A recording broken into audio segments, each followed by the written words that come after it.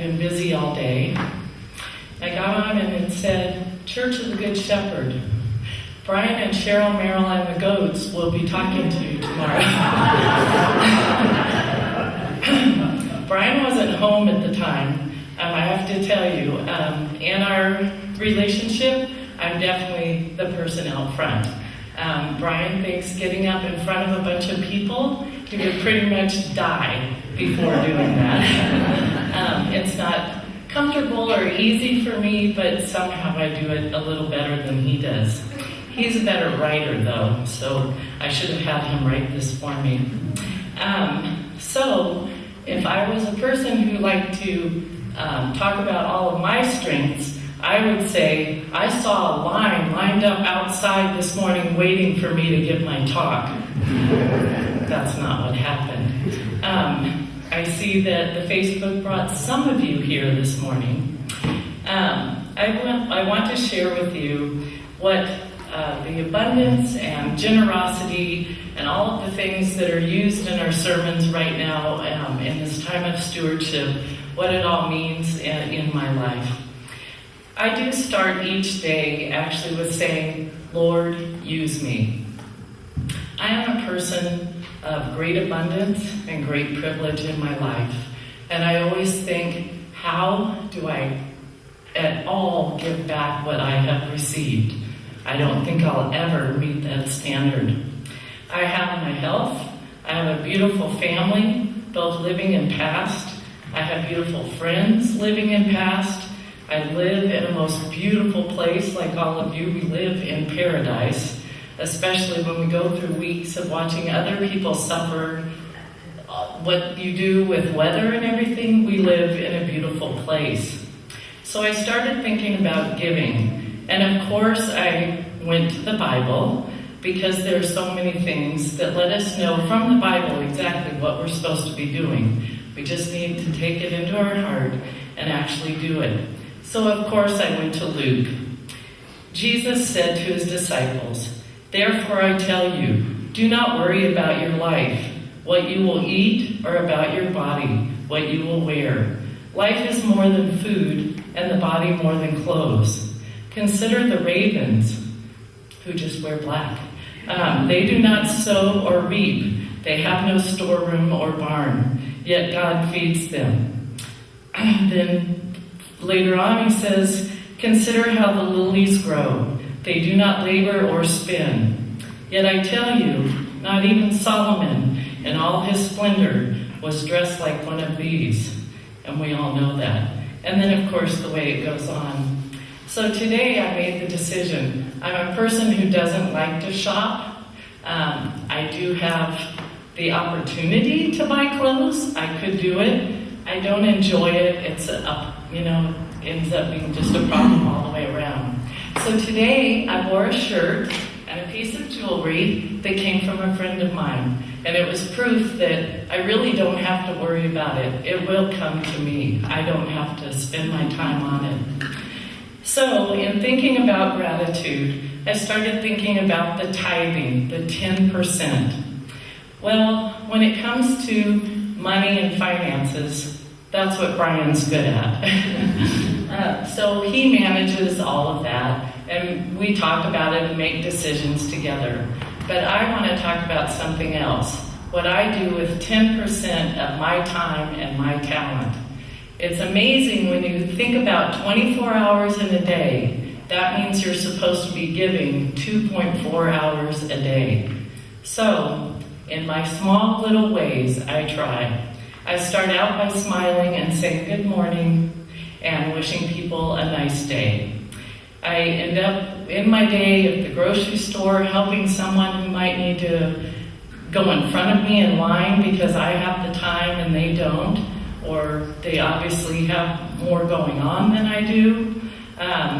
Taking the time to tip a wait person who works really hard, to giving a homeless person a leftover meal or some money that really doesn't matter in my life, to buying cookies or a candy bar from Scouts, just knowing that this little bit will help in such a big way, to working a fundraiser for a nonprofit, to going to an event that a nonprofit is holding, to visiting someone in the hospital, to calling a friend, to tithing in church, and to donating to other causes, all the way to saying good night and I love you before going to bed.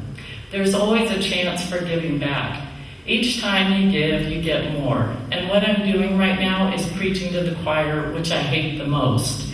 So, you all know that the more you give, the more you get, yada, yada, yada. This year at the art show, I've had greater responsibilities in the past years. This year I only had one responsibility besides showing up, and that was selling raffle tickets. When people walked through the door, I thought, I need to sell these tickets. This money matters to this church. I have to do it. So I started telling people, the more you buy, the more you win. I mean, it's as simple as that. That's how life is. The more you put into it, the more you do get out of it. There's so many times that I look around with nature and abundance and everything that is in my life. But I can tell you the times when I most knew that God was in my life and I was getting back more than what I had given. And those were in the hard times. Early on, Brian and I, with our second child, she became very ill and almost died. At that time, the people at the church, we were actually in another city, and people sent people to us from the church to the hospital in Denver, just so we would know people were there for us. There were times when Brian and I, in our marriage, we had problems. We came to the church. The church helped us, and we are still here today because of the help that we received by coming and asking and getting it here.